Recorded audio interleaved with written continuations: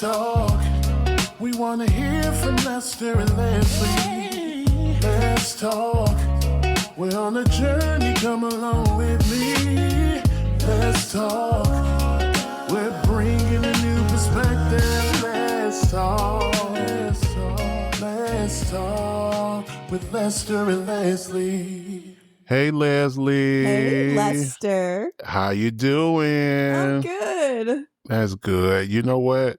You brought over some amazing marijuana. What's the name of it? It's called BioJesus. BioJesus. And I am bio for Jesus at this very moment.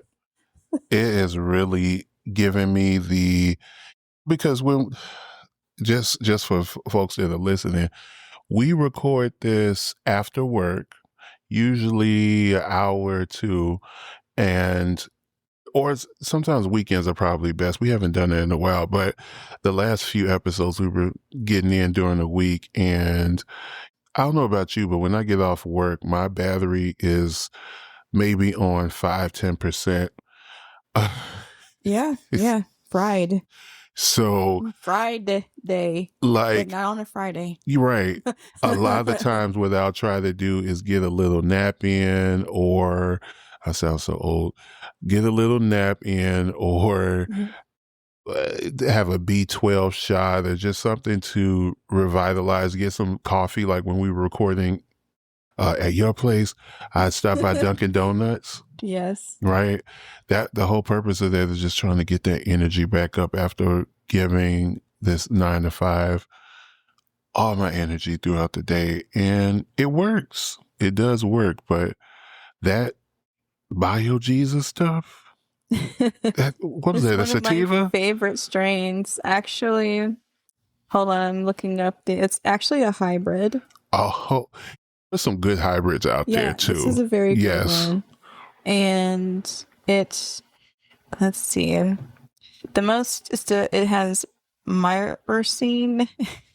I don't know anything about this shit, but like, I can't say it, but I know that this is one of my favorite strains because it is one that really, it's good for stress. Like it helps me just wind down. It's a really good wind down strain. It helps me to just slow down a little bit physically. Yeah. And also I end up thinking existentially as well without the static. Okay. So it helps you kind of getting your thoughts. Deeper and clearer thought, and just a good relaxing one. Okay. I've got to find that BioJesus somewhere. I don't think you go to the same dispensary I go to Zen Leaf usually because they're like everywhere in this area. They're like literally there's two within good driving distance right where we're sitting right now. There's several in a lot of places. But one of my favorite strains, and whenever it goes on sale or it comes back, I like to get that. That sounds like one of my good, I guess, concentration strains, I would call it cheetah piss. Oh, it's a sativa. Okay. Yeah, cheetah piss, and then it's such a memorable name, right? Got that one. Yeah, of course you're not gonna forget that. Y'all got the cheetah piss on sale. So yeah, that's one of my faves. But as I mentioned to you, I have gone on a small sabbatical from smoking marijuana. So I'm glad you brought this over. I did ask for you too because I hadn't had any in a little while. I've been trying to keep my mind stayed on Jesus. Hallelujah. So it's consistent. No, but it's just I've had a large workload, and we talked about in one of the prior episodes the ADHD paralysis. I've been really kind of focused. I've been focused on a couple things, but there's been one I would definitely say the top 5 right now. So I had just made the decision, which I tend to do sometimes, just go cold turkey on stuff. And that was one of them. And so I haven't smoked in a few weeks, and I did have a little itch. So I'm glad. Thank you for bringing that over. Yeah, I thought it would be appropriate because we're going to go into a really like spooky topic. We Well, are not getting around spooky, but- October. Like we're on. By the time this releases, we'll probably be around Halloween. But yeah, we're in October now. Yeah. Okay. So what's been going on? What's your thoughts? What do you want to, where you want to start at? So we were talking about like, remember a while you said that you really like horror movies, horror films, Right. but there's some type of horror films that you just don't want or that you cannot watch. And those are the ones that have to do with like challenging constructs of spirituality. Right. Mm-hmm. And so you're just like, you know, I want to go and see those things, but for some reason, like you have this fear in you where something like that is like it's a made up movie that would affect you in a way where you think that you would be bringing demons home with you or something like that, right? Mm-hmm. Right. Yeah. So my discussion would be, obviously we have been raised in the same way because like there was a big deal about like witchcraft and all things to do with spirits, everything that has to do with spirits, and just spirits. And because like the violence, it was no big deal. Like we can have you like chop a head off or whatever. You're going through a freaking meat grinder, no big deal for that. I mean, they didn't want you watching that anyway, because theoretically speaking, you had a whole speech about the consequences of being around that, and and watching that kind of stuff. There was a whole thing, like and what to your point, what you're mentioning right now, I just thought of it like for sure it was more weight put on kind of like imaginary things that some people would consider imaginary, right? There was more weight put on fiction. Is that the word? Fictional? The fake shit, like fiction versus the like the real stuff, like the slasher stuff, like that. Like there are actually killers that are out there, and it's like, oh, I can watch the Ed Gein story before I go to bed, but I can't watch The Conjuring before I go to bed. What the hell is wrong with me? Yeah. Maybe it's because of the fear of something that you don't know, but at the same time, that fear was implanted. I don't want to say implanted, but that seed of fear was planted in us at a very young age because of our religious backgrounds. Right. And so I know that there are things I've had a few evolutions within my spirituality. Mostly after my mom died. Oh, really? Yeah. Yeah. Why do you think right after your mom died that I guess that liberation came about, or that newfound or new information, maybe, I don't know. Well, not so much a liberation, but an evolution. Evolution, okay. Yeah. I like that, evolution. Yeah, because I couldn't become liberated until I evolved far enough or evolved enough to the point where I had the intelligence to understand that I had a choice to stay or progress. Okay. So, and I guess like this will be another topic when we both talk about grief. Okay. And the death and whatnot. But to stay on the evolution part is that when my mom, she was an evangelist in the church. She even had a bachelor's degree in theological studies. I did not know that. Yeah. What school did she go to? The Moody Bible? Or? No, not that one. I'm not sure what it was, but okay. She had a bachelor's in that, and then she was also like going for her master's as well. And she really took all of her studies and her faith like very, very seriously in her life. And when she didn't recover from a stroke, that's when I became mad at God. Didn't want nothing to do with it.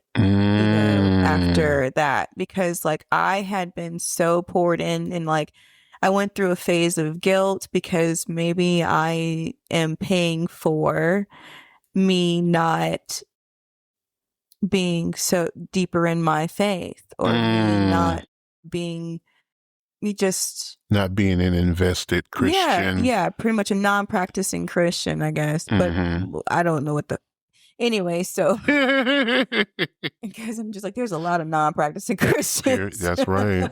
That's right. I'm just like, and they say that they are, but they won't say the first part. But anyway, it's just being that guilt part after mom passed, and like it made me not unfaithful. So I went in extra hard, reading the Bible and whatnot, and getting into just more into my Christianity than I had been, like reading the Bible and doing what are you doing?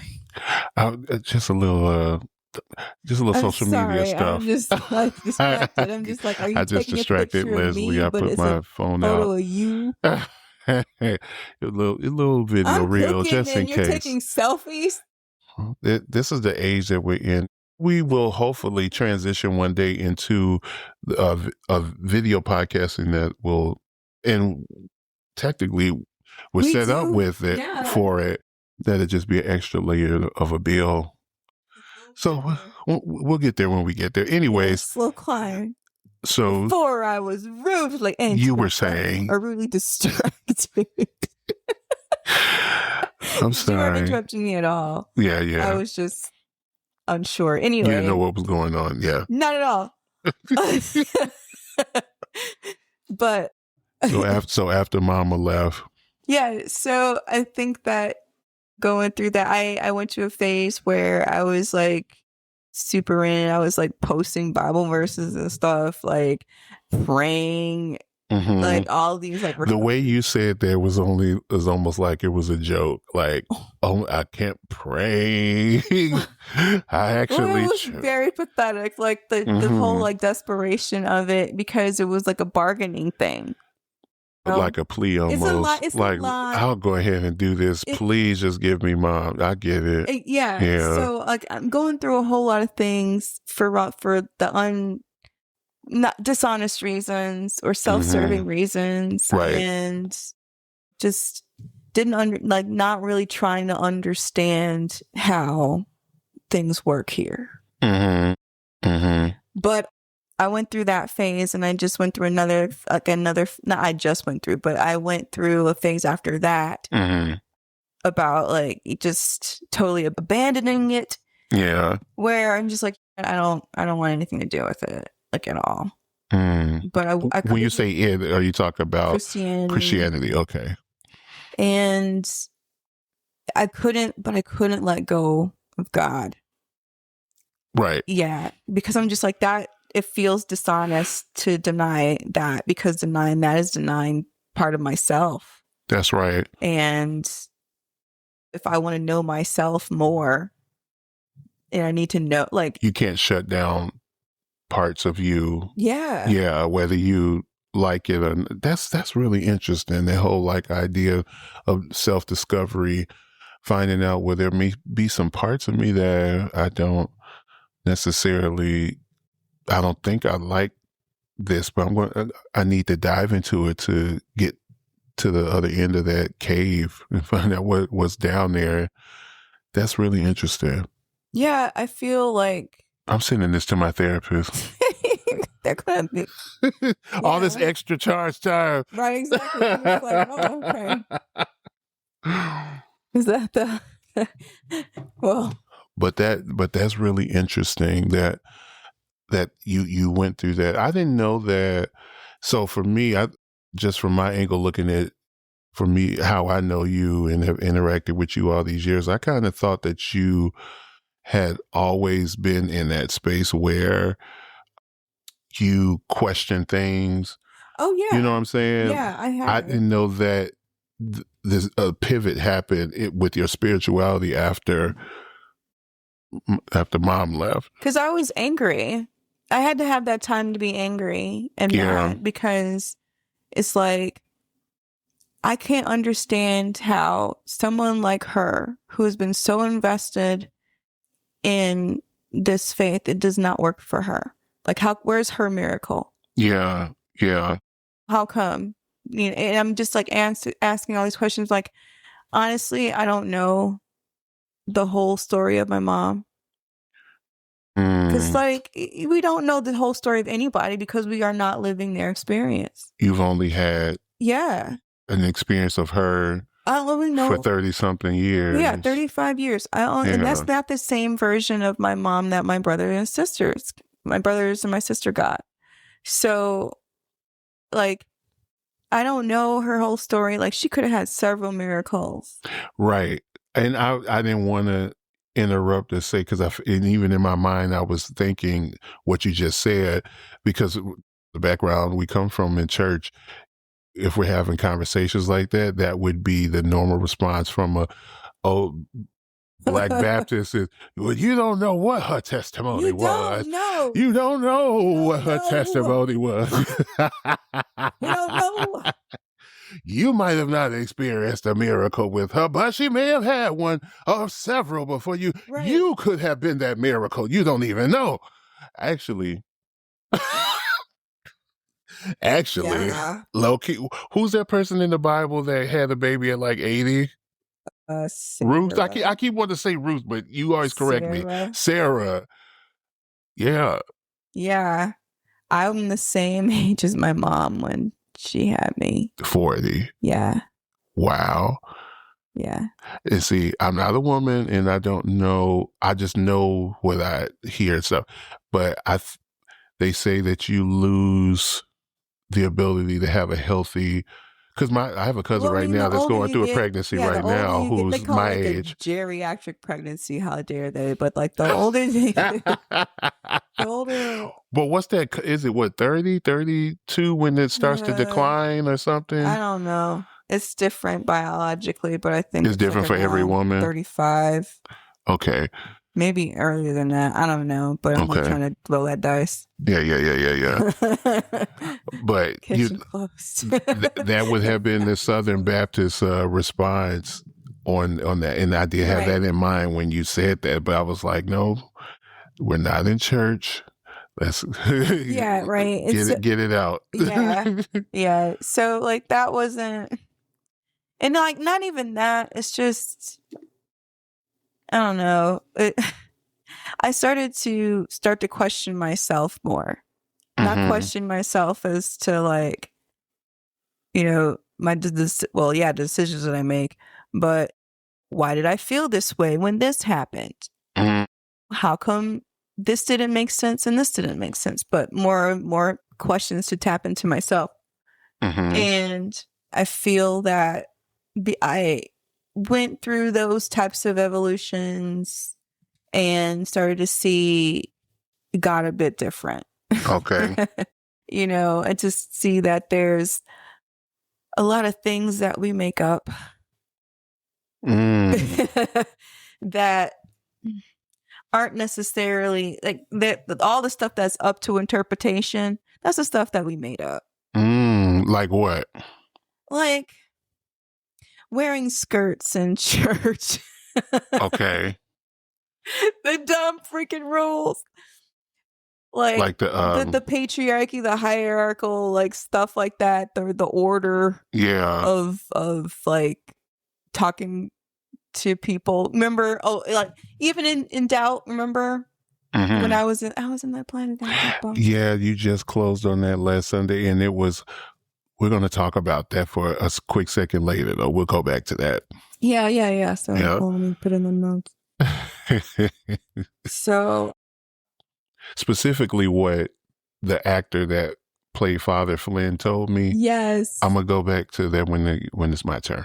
Anyways. Yeah, okay. Yeah. I hope I say his last name correctly, but... Who, the actor? Yeah. I took a picture of the program. Okay, fantastic. Yeah, I put it on Facebook. And it has all y'all names in big letters. But of course I put an arrow with your name so that folks know. Danny Parrott. It's not how you say Perot. Parrott. Parrott. Oh God, I'm so sorry, Danny. Please forgive me. It is Parrott. Yeah. So Yes. However you interpret that audibly. See, I don't know. Maybe we made that up because I'm totally making things. But anyway, it was so great to see him in that role. And now that the show is closed, I think that I can spill. Oh my God, I'm spilling tea. Uh-oh. Am I breaking cycles? I think you're breaking cycles. What is this podcast doing to you? Man, by the way, I got my whole mug of tea too. Come on now. Yeah. I know that's right. But to wrap what I was just last saying about, like, I'm going through different, the more that I am understanding myself and more understanding, things spiritually and linking that to my beliefs that I was taught, I have been able to liberate myself from the things that aren't important, that are pushed in a lot of these like churches. Yeah. Is that another? It should be more people focused, but there's so many focuses on other things that really don't matter, that don't have to do with saving souls. Right. Right. Or spreading the message of Jesus and all the core values. Because we are not of Christianity. We are not acting anything like we know about Jesus in the Bible. I am telling you right now. I saw with everything going on in politics and stuff, one of the I guess you can call it a think piece I saw on Facebook or Instagram, and I know it was Facebook or Instagram because it was longer than 60 seconds. It wasn't a TikTok.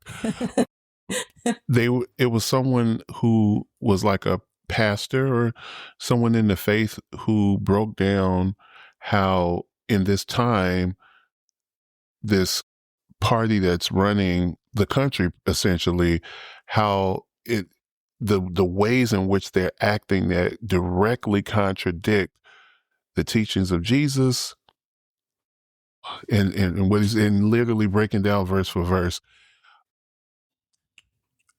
scriptures by scripture, based off of attacking Medicare or how we are treating immigrants right now. And there are specific instances of the Bible that speak to how we should be acting in this time, and we're going against a lot of that. It's crazy. It's does anybody read this thing that they say that they read? I didn't even read it like that, and I know for a fact there's a whole scene where that was painted, that I remember, of Jesus going into the church with a whip, right, and turning tables over, which was supposed to, some of us interpret as Jesus's view on capitalism, especially in religious spaces. But he turning over tables. Teresa learned from him turning over tables. There is, let me tell you something. What's the nuance that's coming in my brain right now when I speak about this particular subject, there is a pastor who I follow on Instagram, and I want to get his name right. It's like his first name is like Christian, right? So anyways, I'm gonna pull him up if I can find him, so I can get his name right. But he says that the way that the Bible is laid out is, at least the way I interpreted what he said, the way the Bible is laid out is almost essentially how like the Constitution is laid out, where it's open for first of all, open for revision to get better over time, but that it's whatever idea that you have about something, you will likely find a verse to justify that in the Bible. I say that to say, I feel like that's why we're in the times that we're in right now, because folks are taking pieces of the Bible that fit a narrative that they want to live by anyway. And how is that a double-edged sword? Because I say that statement, and what you may hear or think about is folks who support capitalism, folks who support deportation of immigrants out of the country, those who and may find a Bible verse that will justify that. But see, what they would hear, we're hearing that same thing I say is, oh, homosexuals who are trying to justify homosexuality under the Bible will find a way to do so. And the thing is, there are mentions of like transness in the Bible when they mention, I can't quote the verses, unfortunately, because I was in the choir. I was. I know the songs. I know this. If there's a song about it, I will likely be able to pull it up. But in terms of like Bible study, that was treated just like class in school. So in one ear, out the other, like unfortunately. 4 days a week, I felt like I was at church like 4 days a week. In one ear, out the other. But the pastor from the church I last attended speaks about like Enoch, I think is what they call him. Enoch, but this was a character, a person mentioned, a type of person, not an individual, but a type of person mentioned in the Bible who did not have like any defined sex parts. They were considered a eunuch. There we go. That like, though we were told eunuchs, that was an instance of transness that's in the Bible. This is someone who doesn't have a defined.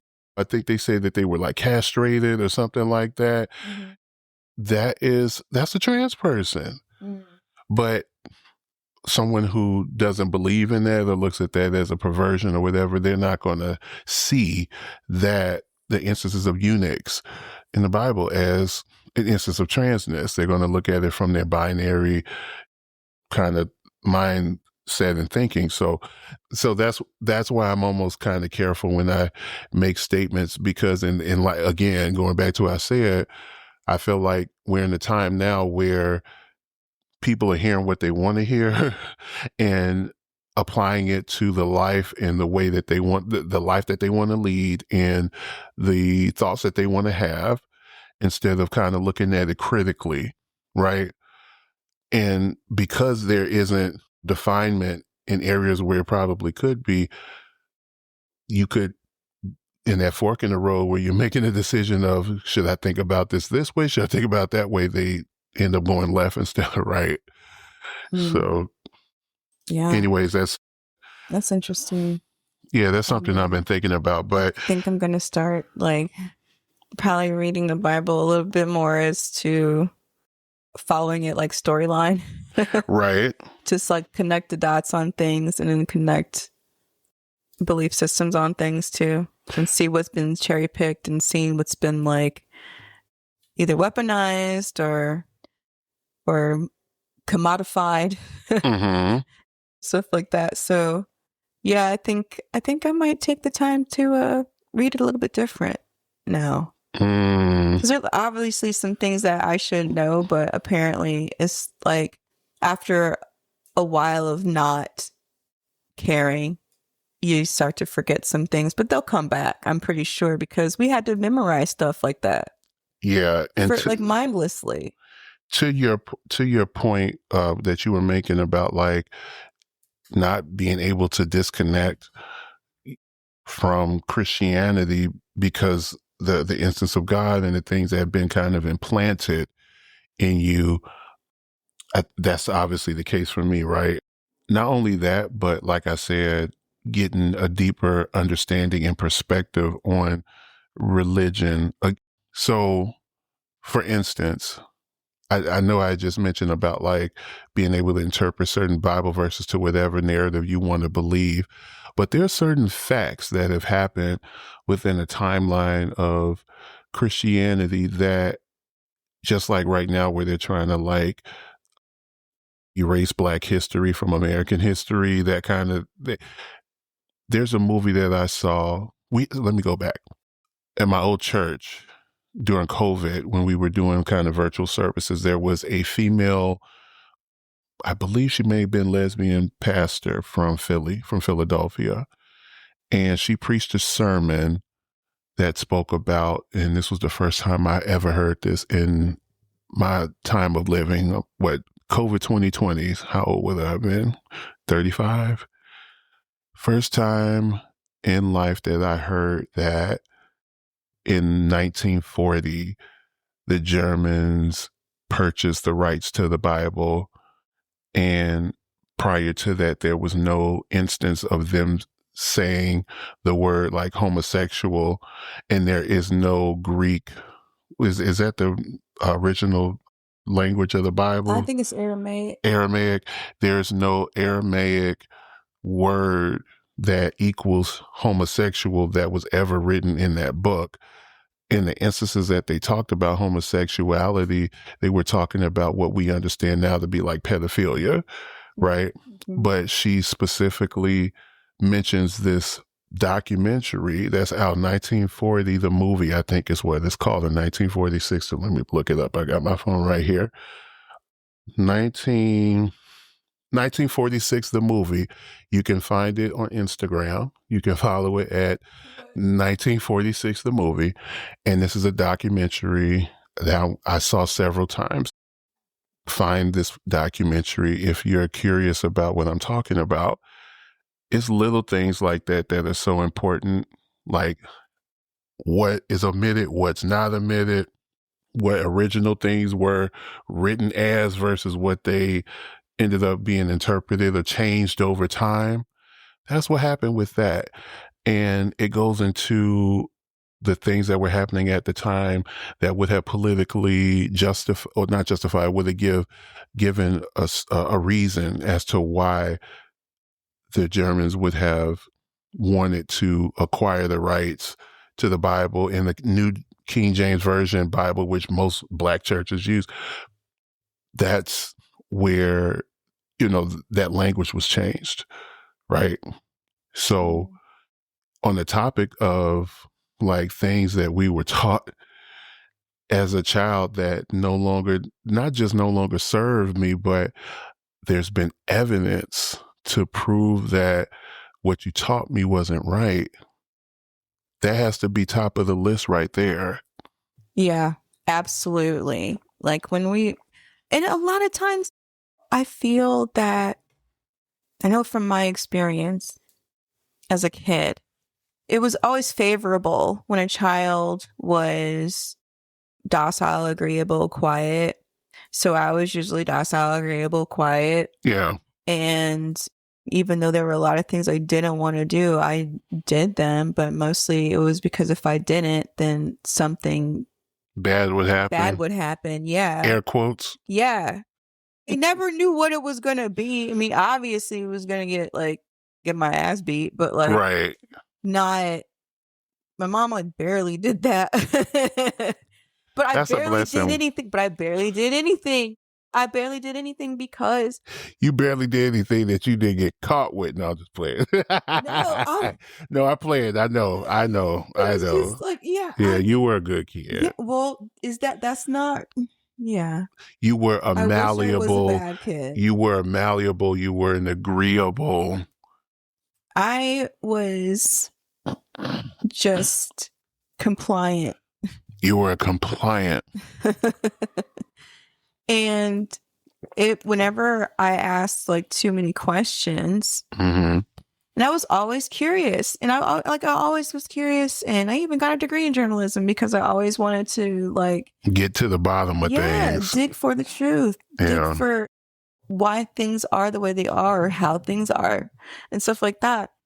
And that was not looked at in a positive light. You were nosy. You had your business where you ain't had no business having business. Right. Right. That's right. Yeah. And a lot of times I ended up putting my head in the sand to avoid knowing things that I was witnessing. Yeah. Or to avoid to even have the curiosity pop up, because this is sinful, this curiosity of mine. Well, not that part, but it wasn't being guilty for being curious. It was just, I don't want to know, because if I don't know, then I'm safe. Mm. the whole like ignorance is bliss thing. Yeah. So they can't question me for something that I legit don't know. So I would be avoiding a lot of everything, a lot of truth, a lot of conflict, and just to avoid being punished, whatever the punishment was. Right. But I was just so in fear of that. And it was in the church where I got the most compliments because I was quiet. I was docile. You were being a good kid. Yeah. I was looked at as someone who was obedient.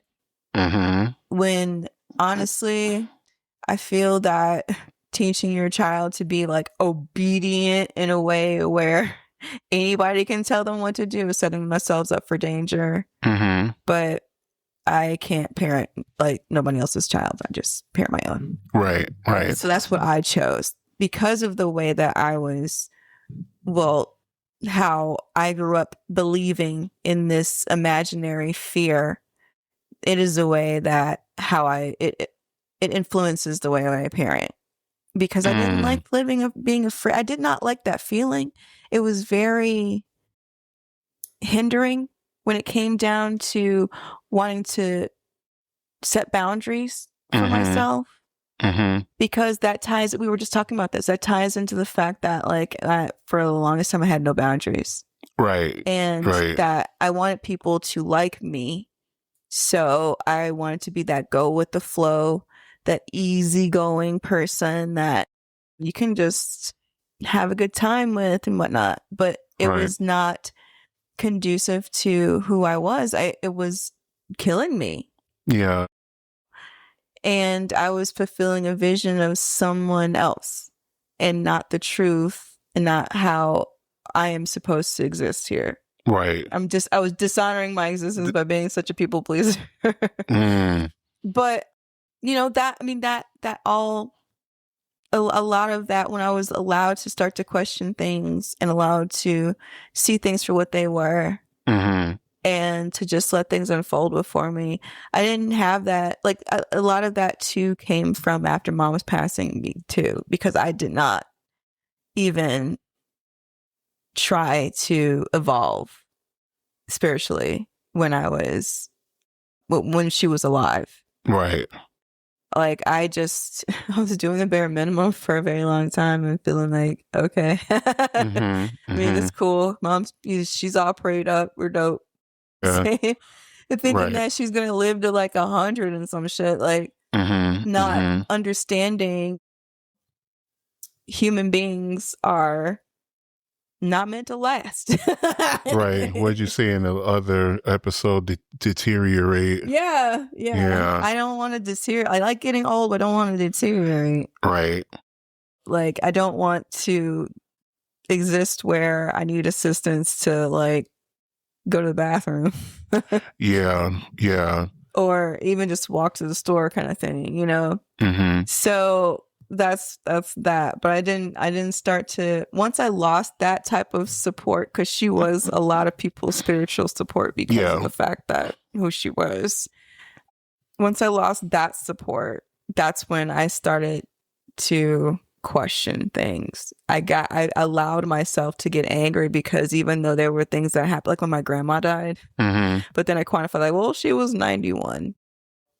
But like when she passed away, like it was, oh my gosh, I feel like this guilt too.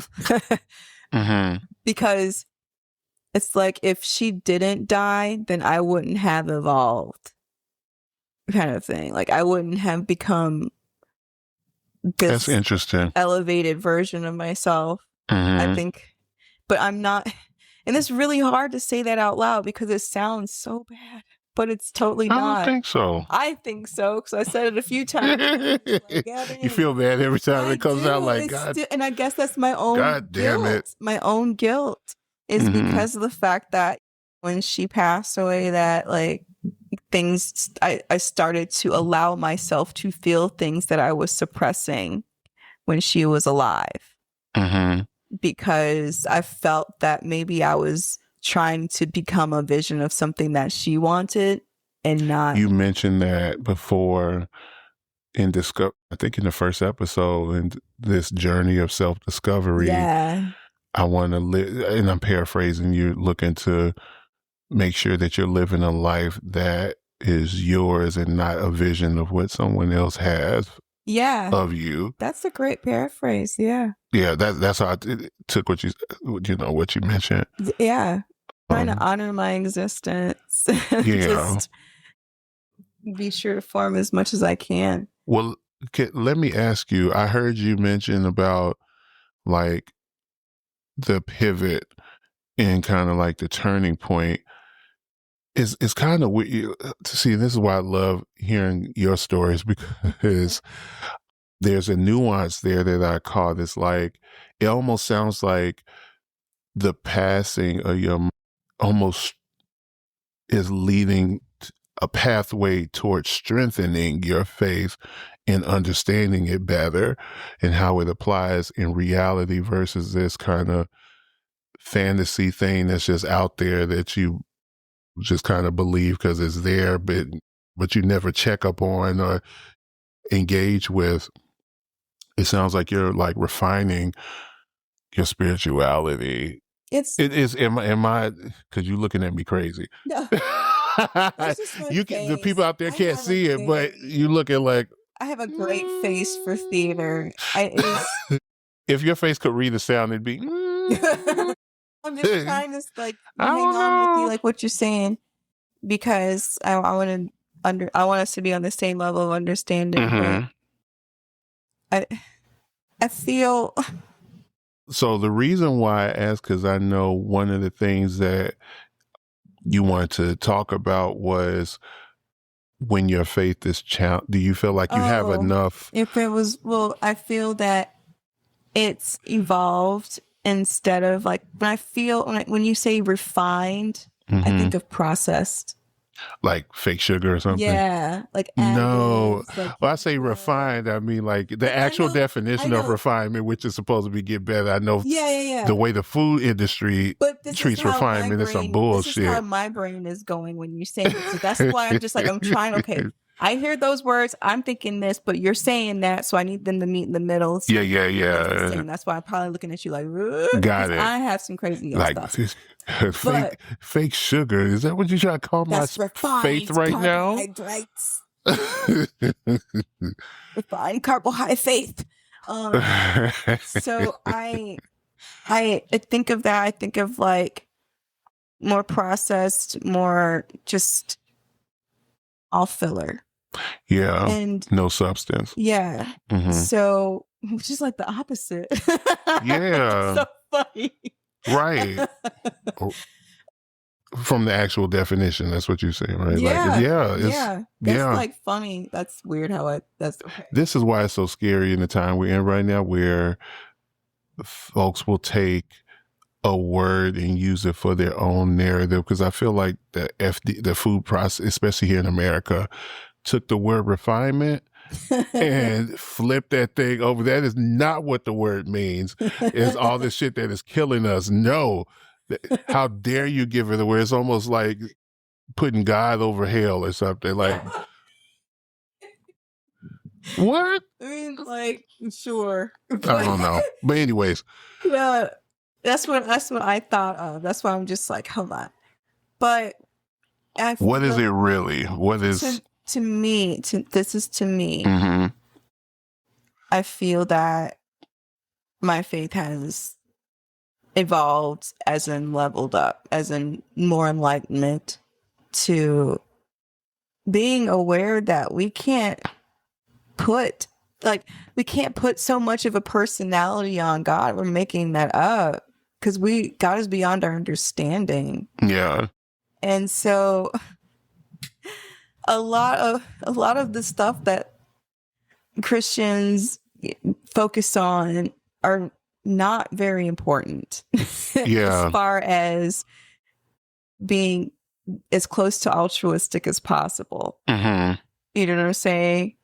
Like the whole focus on how people dress and how they decide to decorate themselves and how someone wants to celebrate themselves, and like just just the outright hate for certain groups and not question, well, why do we hate them?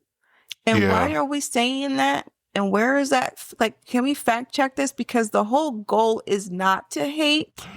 Message. If we're on the same path, if we're on the same track, if we're in the same circle of love thy neighbor, what is that? That shouldn't be a Venn diagram. It shouldn't be like that whole circle diagram where it means different things to different people. We should be able to get to an understanding of what that means and what that should mean. Yeah. You know, kindness shouldn't be up to interpretation. Right. Protecting life should not be up into interpretation. You know what I'm saying? It like there's a lot of things that these religions focus on that take away from preservation of life. It's like a whole competition. And what'd you say? It shouldn't be like this complicated process. So what'd you say? Venn diagram? Yeah, it should be this. It's like if we're all here, there shouldn't be. Is that a Venn diagram with the circles? I don't even know if I'm saying it right, but like how you had like these interlocking circles of like overshading meanings and overlapping meanings and things like that. Yeah, Venn diagram, by the way. Oh, God. Okay. Thank you. Thank you. Appreciate you. So, like, we're going to keep a cell phone on hand. I have issues about that too. But yeah. But we should. I did the minus AI. Anyway, go ahead. But yeah, so like I'm questioning the more I started questioning about like, okay, y'all like Jesus so much, and this guy was so kind to die for our sins, and this guy was like that fed the hungry and healed the sick and was friends with the marginalized. He had that's my biggest thing. I feel like that's one of those messages that I feel like even conventionally Christians don't understand, whether you sit on like a really extreme conservative or really extreme whatever political side you sit on. I feel like that's like a root thing that is not understood, that last point you made. Yeah. So that was just wild to me. Like when I started to connect the dots with what is reality and what is being taught, I started to pay attention more after I got over like my bad attitude. Right. Your like, moment of grief. And, and anger and just not understanding that in my gut, I could not let something go for an important reason, not fear, not because of anything negative. It was just like a piece of me that I was abandoning if I abandoned Christian this faith. I don't. Do you also believe it would be something like a connection to your mom that you'd be abandoning that too? That's another deep thing too, because that's another thing. That's another way that me and my mom connected a lot, because she always took me to these to these French churches, and I mean she was not afraid of nobody because they were all human beings. Yeah. Why would you be afraid of other human beings? You know? Right. My mom was fearless like that, and she taught me how to be fearless like that, even though like I just prefer to be alone. It's like, I've seen y'all. Leave me alone. I'm good. Don't die. I hate people. No, I don't hate people. I just don't want to be around them. I was singing a song, girl. Let me stop myself. I'm just like exposing myself a little bit too much here to get a little raw. No, but I was singing the song, but no, I think I have a better picture now of what you're saying. One of the good things though that you haven't, it doesn't sound like you've ever had to really deal with, that I'm kind of dealing with, and again, I'll forward this over to my therapist, is kind of like the fake, like the fanatical stuff. that's the stuff that I'm still wrestling with. And it's not to say that I don't believe that there are positive and negative energies out there that influence people and how they may interact with you. I guess that's a part of that evolution that I haven't gotten to yet. I think you're at a stage of evolution in your faith that, after kind of hearing you go through the details of it, that I haven't achieved yet. Right. I'm still kind of in just to simplify what my thoughts, I'm still kind of like in the Barney stage of I love you, like, right. No. The fanatical part. I said kind of like Sesame Street. Right. I have one foot out the door and is moving into like Arthur or something a little bit more adult, right? Mm-hmm. But it's I'm noticing just from the conversation that it's still a journey. So I guess with the question that you posed when we were talking about this, about at least the way that I took the question. Of course, I always have to remix things into my own understanding. Well, yeah, and then we'll come to an understanding of what you understand. Yeah, right. That's how church work. Specifically, actually, because I do have it right here in front of you. Say, do you have or have you developed a spiritual fitness to be in spaces that are meant to make you shrink or question yourself or your beliefs? I would say yes, because, so here's the thing, right? There's a reaction when it comes to these spiritual horror films, right? Yeah. That I don't necessarily like, depending on how far it goes. I feel like the attraction towards like that particular like genre of stuff comes from almost like we talked about earlier, that rebellious spirit, right? Of, well, you told me that this was wrong and this is harmful, and I don't, like, in my mind, I don't believe that. So I want to engage with it to prove that. But then when I'm in it, it could be taken heavier than what it needs to because of preconditioning that I've had established, right? Mm-hmm. So that's something I have to work on, because here's the thing with me even just thinking about it right now, right? I could get to a place where it doesn't affect me like it should, but then also that curiosity part of it of, oh, I want to see it just because you told me it was wrong, that can end up going away as well. So then at the end of the day, I end up not even watching it anyway, because the drive or the curiosity is gone to get on the roller coaster is gone. When you find out that the roller coaster is not what you see in front of you is not what actually you experience. And it's like, oh, okay, so there's no thrill here.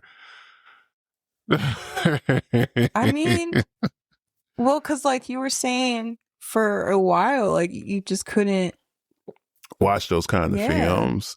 That's right. So it's still a journey. Do I have the fitness to endure it? I do, because part of that I'm not going to say fanatical, because I do still believe this. I just have to, what you say, not refine, reinforce, but level up, elevate, evolve my thinking around this. But the general the general idea is that God is all powerful.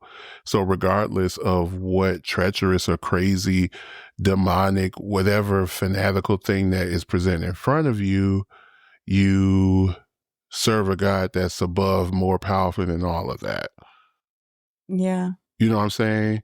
So that is kind of, that's the exit out of the craziness, that the weight of bringing it home. Like, how does that, because the next question I would think that you would ask is like, when you're in that fearful space, how do you get out of it?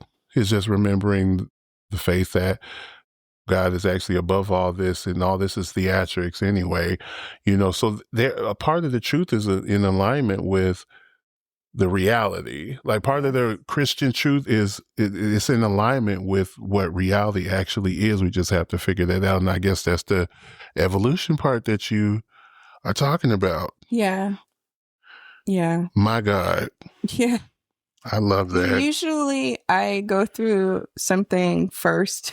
Mm-hmm. Or, I mean, it's either you go through it first or I go through it first. So if you haven't experienced it yet and you feel like you're on the verge of an experience, and then you're going to get it next, like pretty soon. Amen. Just like our whole Yay. like exercise calendar that we figured out. That was some weird stuff.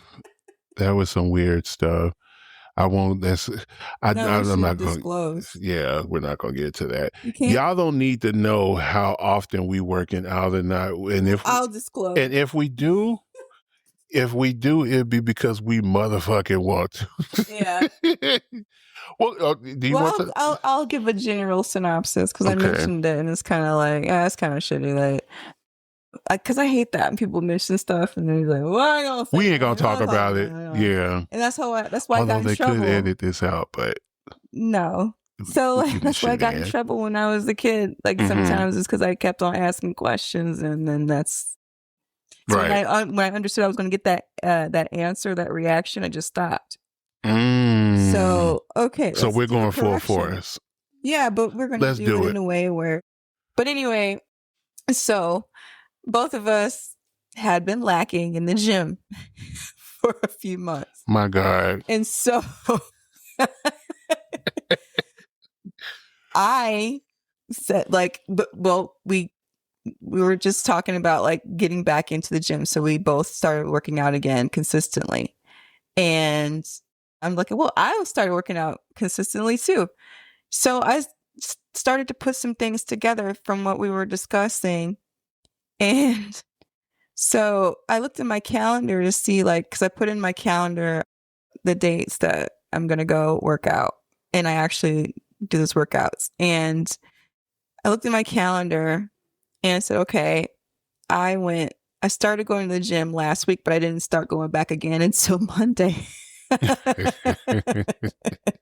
And that's when I went to the gym. And that's when you went to the gym, but that was your first time back. And so I counted the days in between, and it was 4 days. So you have to beat 4 days. My God. It's coming though. It is. We're seeing our maths happen in real time.